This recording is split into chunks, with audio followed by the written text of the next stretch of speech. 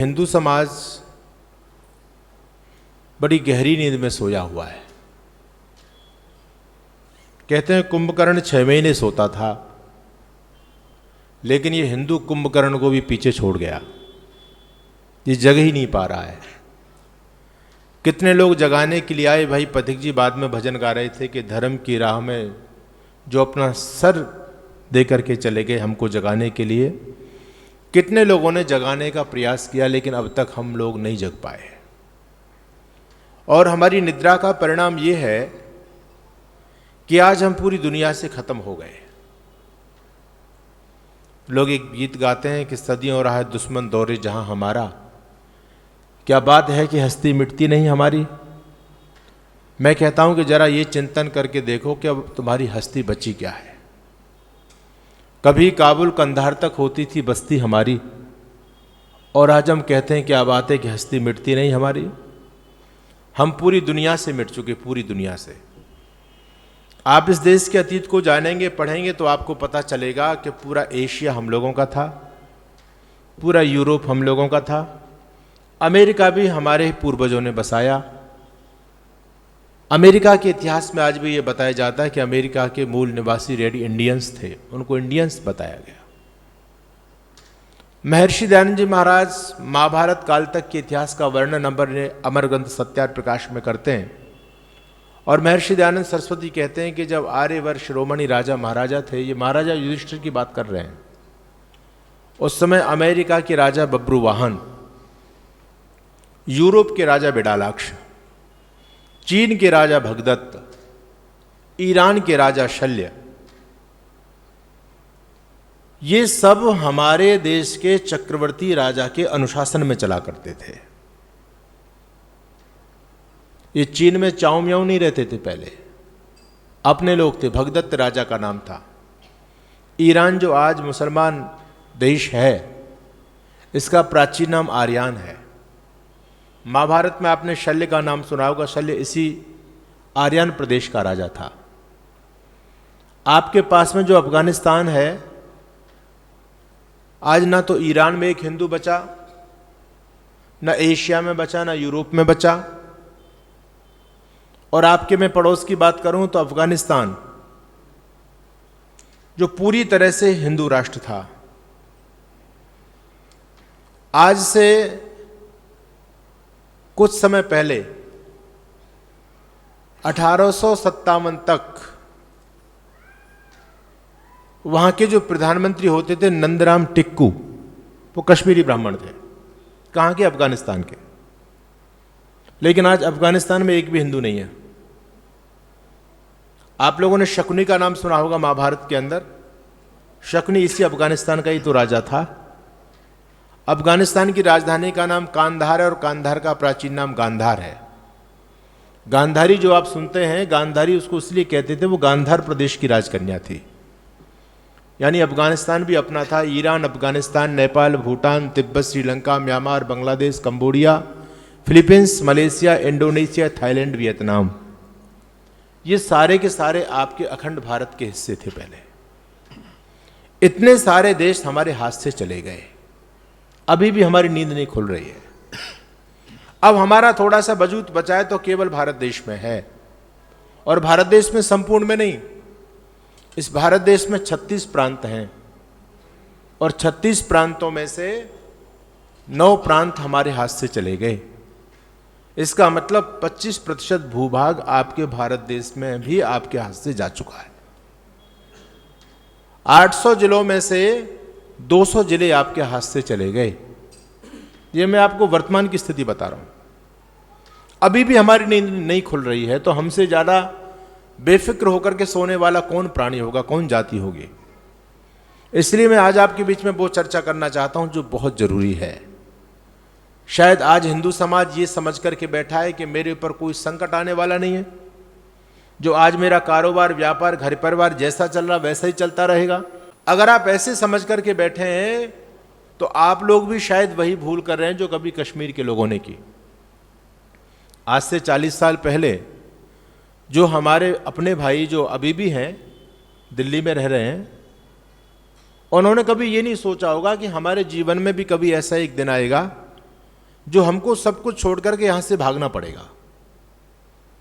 जिस संपत्ति को हम बटोरने में लगे हुए हैं ना, ये सारी संपत्ति उनकी धरी रहेगी, काम नहीं आई। गाड़ियां खड़ी रह गई, कोठियां खड़ी रह गई, बड़े बड़े सेब के बागान धरे रह गए, अपने साथ फूटी कौड़ी भी लेकर के नहीं आ पाए। वो तो आपको मिल जाएंगे सब, यहीं पर आपके आसपास दिल्ली में रह रहे हैं, पूछ लेना किसी से। और यदि नहीं पूछ पाओ तो आप कश्मीर फाइल देख लेना, उसमें बिल्कुल स्पष्ट आपको दिखा दिया गया। ये आज से 40 साल पुरानी घटना मैं आपको बता रहा हूं, ज्यादा पुरानी नहीं है। विभाजन के समय में जो हमारे पूर्वज यहां पर आए, और आप तो यहां सभी जो ज्यादातर लोग रह रहे हैं पटेल नगर में, मुल्तान नगर में, ये सारे के सारे सिंध से आए हुए लोग हैं। आप लोग अपने साथ क्या लेकर के आ पाए बताओ, अपना अपना आकलन करके देखो, कोई साथ लेकर के आ पाया हो? ऐसी बात नहीं थे कि वहां ऐसे थे दरिद्र थे, वो सब कुछ संपन्न लोग थे, बड़े बड़े रईस लोग, बड़े बड़े साहूकार लोग। अपने साथ एक फूटी कौड़ी नहीं लेकर के आ पाए, और उन जल्लाद लोगों ने यहां तक कह दिया कि तुम संपत्ति की बात तो भूल जाओ, अपने साथ अपनी बहन बेटियों को भी लेकर के नहीं जा सकते। ये मंजर आप लोगों ने देखा होगा, आपके पूर्वजों ने देखा होगा। मैं जब मिलता हूं पुराने बुजुर्गों से तो उनकी आंखों से आंसू टपकते हैं। कितने सारे लोग मुझे ऐसे मिले जो ये कह रहे थे कि स्वामी जी, हम लोगों ने खुद अपने हाथों से अपनी बहन बेटियों के टुकड़े किए, उनको मारा था। ये सत्य बात मैं आपको बता रहा हूं। एक आर्य समाज के बहुत प्रतिष्ठित पदाधिकारी हैं, अभी भी हैं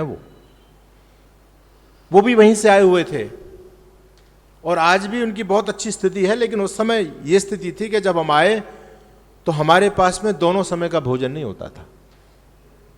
एक समय भोजन करते थे, शाम को भोजन नहीं मिलता था, तो भूख से हम जब रोते थे तो हमारी माँ हमारे पेट पर कपड़ा बांध देती थी और पीठ पर थपकी देती थी कि चल अब सो जा, भूख नहीं लगेगी। ये वो अभी भी मुझे बता रहे थे। और उन्होंने कहा कि स्वामी जी, जब हम वहाँ से चलने की स्थिति आई, सब कुछ था, जब उन्होंने ये कहा कि अपनी बहन बेटियों को भी नहीं लेके जाओगे, हमारे साथ हमारे लिए छोड़ करके जाओगे, तो कहते थे हमारी बुआ जी बहुत सुंदर थी, नव युवती थी, अभी शादी हुई थी।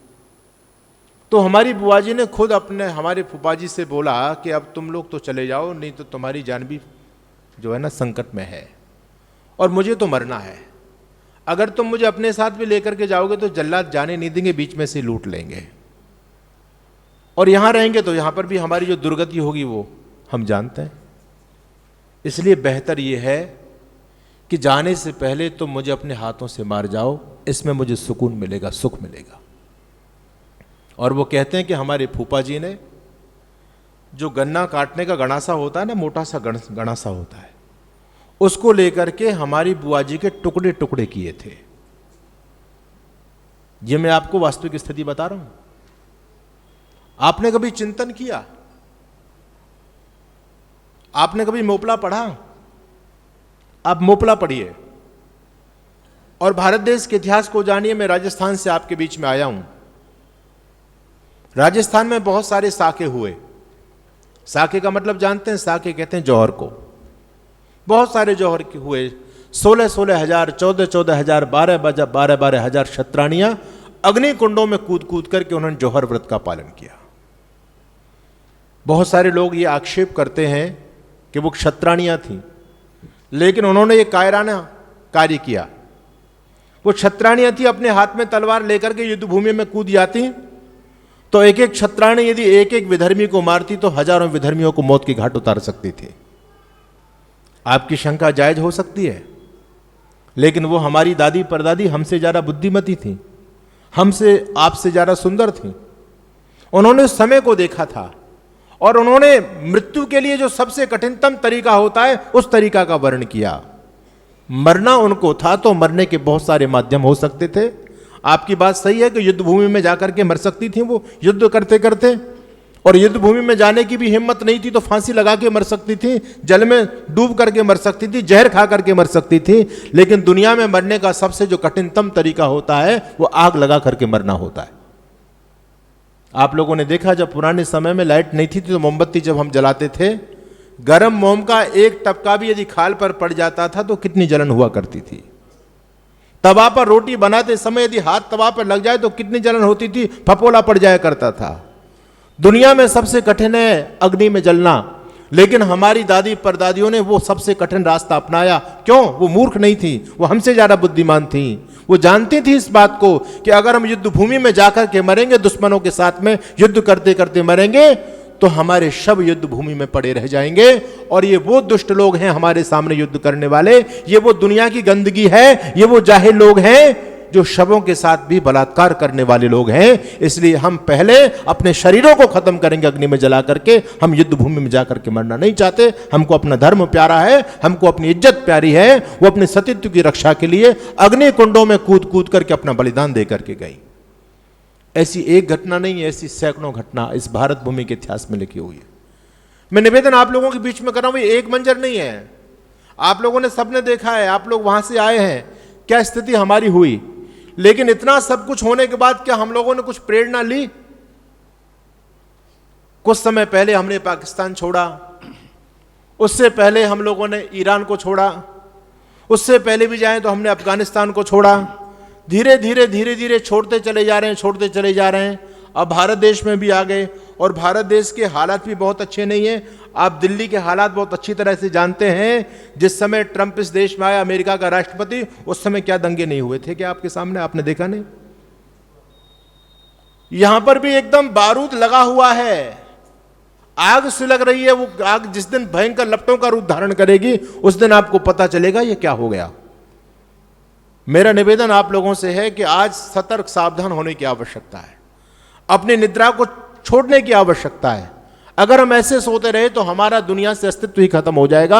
आपके पास में दुनिया में केवल ये स्थान बचा है। मुसलमानों के लिए दुनिया में 58 देश हैं, उनके लिए क्रिश्चियनों के लिए 100 से अधिक देश हैं उनके पास में। लेकिन आपके पास में क्या है? केवल ये भारत देश है। और यदि ये भी आपके हाथ से चला गया तो आपके पास में सिवाय हिंद महासागर में डूब मरने के अलावा दूसरा कोई ऑप्शन नहीं होगा।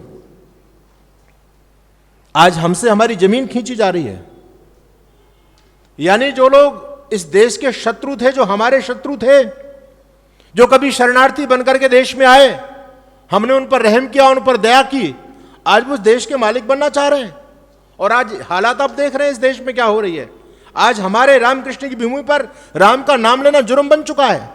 रामकृष्ण की भूमि पर राम के मंदिर बनाने में हमको 500 साल लड़ गई, हमने मुकदमा लड़ा, कितने सारे लोगों का बलिदान दिया। क्या ये हमारा भारत देश है? आज भी आप जन्माष्टमी पर यात्रा नहीं निकाल सकते, तिरंगा यात्रा नहीं निकाल सकते। आप जब मूर्ति विसर्जन कर रहे थे बहराइच के अंदर, तो उन जल्लाद लोगों ने पथराव किया, आगजनी की और आपके एक हिंदू युवक को मार दिया। तो ये तो हालात आज आपके देश में बन रही है। कब? जब लोग कहते हैं वो केवल 25% है इस देश में। 25% होने के बावजूद आपको रोडों पर नहीं निकलने दे रहे हैं, आपकी यात्राओं को नहीं निकलने दे रहे हैं। जिस दिन वो 40-50% हो गए इस देश के अंदर, क्या उस दिन आपको आपके घरों में छोड़ देंगे? चिंतन कीजिए जरा, बताइए। पहले इतिहास को पढ़ करके देख लीजिए। वीर सावरकर ने मोपला एक उपन्यास लिखा है, वो बिल्कुल सत्य घटना है। मोपला जब पढ़ेंगे तो रोंगटे खड़े हो जाएंगे। वीर सावरकर इन विधर्मियों की, इन कम्युनिस्ट लोगों की आंखों में क्यों खटकते हैं? क्योंकि वीर सावरकर जहां बहुत बड़े क्रांतिकारी थे, वहां बहुत बड़े साहित्यकार भी थे। उन्होंने बहुत सारा साहित्य लिखा है। इस हिंदुत्व पर जो जुर्म लोगों ने किए, जो जुल्म किए, जो अत्याचार किए, उनका यथावत वर्णन वीर सावरकर ने करने की हिम्मत की है। इसलिए विधर्मी और वामपंथी जैसे गद्दार लोगों की आंखों में वीर सावरकर खटकते हैं। वो वीर सावरकर नहीं समझ सकते, उनको तो वोट बैंक चाहिए। ये गद्दार लोग हैं। इसलिए मैं कह रहा हूं कि आज सावधान होने की आवश्यकता है। चारों तरफ से आपको नष्ट करने का षड्यंत्र चल रहा है, चारों तरफ से। 100 से अधिक देशों में देखा जाने वाला भारतीय संस्कृति और ऋषियों द्वारा दिए गए ज्ञान व संस्कारों को समर्पित आर्य विचारों का प्रचार करने वाला विश्व का एकमात्र सबसे बड़ा चैनल वैदिक प्रचार।